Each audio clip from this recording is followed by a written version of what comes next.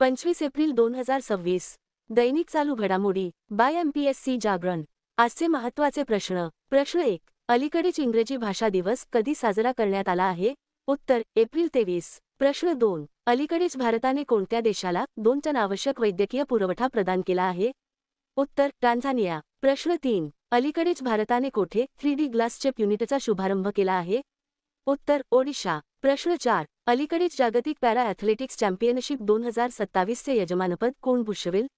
उत्तर ताश्कंद. प्रश्न 5. अलीकडेच रोरकेला विज्ञान केंद्राचे उद्घाटन कोणी केले आहे? उत्तर द्रौपदी मुर्मू. प्रश्न 6. अलीकडेच भारत आणि कोणत्या देशाने MSME सहकार्य करारावर स्वाक्षरी केली आहे? उत्तर दक्षिण कोरिया. प्रश्न 7. अलीकडेच भारताची कापड निर्यात 2025 ते 26 मध्ये किती टक्क्यांनी वाढून 3.16 लाख कोटी रुपयांवर पोहोचली आहे? उत्तर 2.1% प्रश्न 8. अलीकडेच भारत आणि भूटानने 7वी संयुक्त सीमा शुल्क बैठक कोठे आयोजित केली आहे? उत्तर मुन्नार. प्रश्न 9. अलीकडेच कोणत्या देशाच्या संसदेने तंबाखू आणि वेप्स बिल मंजूर केले आहे?